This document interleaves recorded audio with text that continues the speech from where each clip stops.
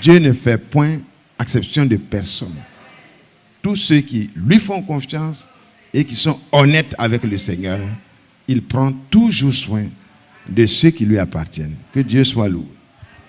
Combien il est bon, combien il est bon, combien il est bon, et mon Seigneur, mon Dieu, combien il est bon, alléluia, oui, je le louerai toujours. Alléluia. Si vous voyez que je m'étais à côté, c'est que c'est trop fort. Cette fille que vous voyez, notre fille, serait morte cette nuit. Mais quand Dieu agit, Dieu qui nous connaît par notre nom, il vaut mieux qu'elle vous raconte ce qui s'est passé et ce que Dieu a fait pour elle. Tu vas parler. Hier soir, Il faut parler fort. hier, il a dit à ma tante que je devais partir à l'école pour aller faire le cours de renfort. Donc hier, je suis partie, on a fini le cours de renfort et je devais faire l'exposé. Donc il faisait un peu tard, donc il a dit à ma camarade, non, l'exposé n'a qu'à attendre, la semaine prochaine on fait. Elle dit d'accord, on a compris. Donc on est venu emprunter par la maison, on est venu, il n'y avait pas de tassim. Donc il y a un monsieur qui est venu, un tassimètre, il a dit, on va monter dedans, que comme il n'y a pas de tassis, qu'il va charger Biabou, il va nous prendre pour aller. Donc ça, on est monté dedans. Il y a un monsieur qui s'est tenu là, il a fait sortir un mouchoir. Quand il a fait sortir, il a soufflé. Donc nous tous, on s'est endormis. Donc maintenant, on ne sait plus. Après, on s'est retrouvés dans la brousse. Et puis, ils ont commencé à soulever les gens pour aller les tuer. Et puis ma camarade me dit, donc on va mourir comme ça. Il a dit, non, Dieu est grand, on ne va pas mourir. Et on a commencé à prier. Donc, ils sont venus la prendre pour aller. Elle a crié, il n'a plus entendu sa voix. Ils sont venus pour... Et je me suis dit qu'elle restait sur mon pied. Il a dit à Dieu, Seigneur. Vous êtes au nombre de combien dans le véhicule? 9. Il y a 9 personnes dans le véhicule et on les prend une à une, on s'en va, on entend un cri et puis plus rien. Donc, il a commencé à prier. Il dit, Seigneur, ne m'abandonne pas, ne me délaisse pas, je suis ta fille, je ne veux pas mourir. À la maison, il n'est pas dit qu'il n'est pas mourir. Il dit, à l'école, il n'est pas dit qu'il n'est pas mourir. Seigneur, aie pitié de moi. Et ils m'ont pris pour aller. Quand ils m'ont pris, le monsieur a soulevé ma machette. Quand il veut couper ma tête nette, la machette est tombée. Amen. Il a pris encore. Quand il voulait couper encore, c'est tombé. Et puis il y a un monsieur qui est venu qui dit, mais la fille vous a fait encore, vous voulez la tuer, laissez-la, libérez-la. Et puis il m'a pris, il m'a dit, toi tu es arrivé ici comment? Il dit, moi, mais c'est même pas comment il s'est arrivé ici. Et puis il m'a dit, viens t'accompagner. Il m'a accompagné, il m'a dit, il y a un monsieur qui va s'arrêter devant là-bas, que faut le suivre, vous allez partir ensemble. Il a dit, il a compris. Donc il s'est parti, il a vu le monsieur. Et le monsieur m'a pris. Il m'a demandé, tu vas où? Il dit, tonton, il ne sait même pas comment il s'est arrivé ici, mais il y a un tonton qui m'a dit, si vous voulez accompagner moi. Et il a dit, il a compris. Donc il m'a demandé, c'est toi tu es la fille de monsieur Allez Léon? Il a dit oui. Il dit, mais vous connaissez mon père comment? Il dit non, il le connaît, allons seulement. Et il l'a vu, il m'a accompagné, il m'a dit, faut partir, qu'il m'a arrêté ici, il faut partir. Il dit d'accord, il a compris, il a commencé à courir, puis il s'est sorti de nous, il ne connaissait même pas le quartier, puis il a vu un monsieur, il dit il est un pasteur.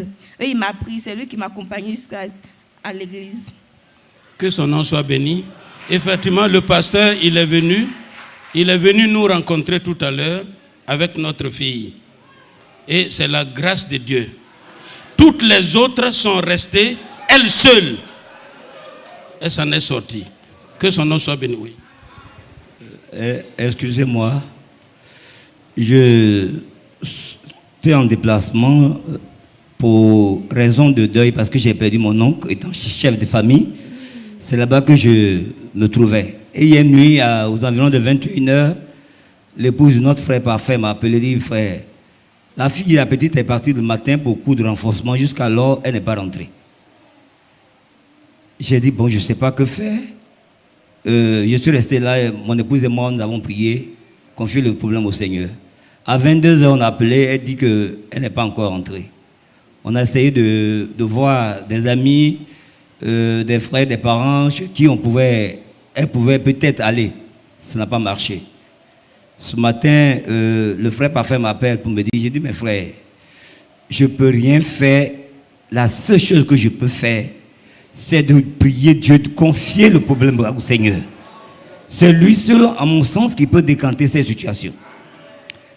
Alors que j'ai fini de prier, son épouse m'a encore appelé, dit, frère, c'est comment? J'ai dit, j'ai essayé d'activer tous les relais, ceux auxquels je pouvais joindre, il n'y a pas de suite.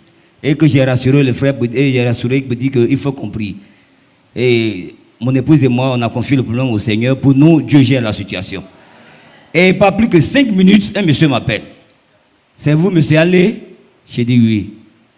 Bon, votre fille est avec moi. J'ai eu peur, j'ai pensé aux arnaqueurs qui bloquent les personnes pour des rançons. Et on me passe ma fille tout en pleurs. J'ai dit, où est-ce que tu te trouves? Elle dit, papa, je ne sais même pas où je suis. Ah oui. J'ai commencé à avoir peur. J'ai dit, s'il te plaît, est-ce que le monsieur... Et le monsieur a dit, plateau de cuir. J'ai dit, ok. Si c'est plateau de cuir, ça y est. Il dit, bon, mais à quel endroit de plateau de cuir je peux vous rejoindre? Il a dit, au ancien feu. Tout ça, c'est long. J'ai dit, bon. Il dit, bon, si c'est comme ça, je vais aller à Yepougon, au cuite, que moi-même, je suis pasteur. J'ai dit, Dieu soit béni. Et qu'on a prié, on a confié le problème au Seigneur pour qu'il résolve ça. Il a dit certainement que Dieu a fait sa volonté. Donc, il voulait venir à Yepougon au cuite d'abord, à son retour, pour me donner ma fille. Il dit, non, c'est trop long. C'est trop long. Prends un taxi. Tu vas à Yepougon, je vais te faire Orange Money, tu vas payer le taxi. Il dit qu'il n'a pas Orange Money, il a MTN. Parce que j'étais à l'hôtel, quand j'ai balancé le numéro du monsieur. Dieu merci, par sa grâce, ils sont venus là. Vraiment, je suis vraiment reconnaissant au Seigneur. Je ne devais pas être là. J'ai dit à frère, frère, je vais tout faire pour être là. Et Dieu a permis que je sois tout juste à temps. Que Dieu vous bénisse grâce à vos prières. Le mot que j'ajoute, le monsieur qui l'a vu a dit son nom, Allé Grâce. Tu es la fille d'Allé Léon. Ce n'est pas des humains. Quand on dit il y a les anges de Dieu qui descendent au milieu de nous, ce n'est pas musulman. Ce n'est pas des humains. Quelqu'un qui t'a jamais vu, qui n'a jamais vu ton père, qui dit son nom. Que son nom soit béni. Nous qui ne sommes rien, qui ne sommes que des pauvres pécheurs, Dieu nous connaît par notre nom. Marchons avec lui. Combien il est bon et combien il est bon et combien il est bon et mon Seigneur, mon Dieu.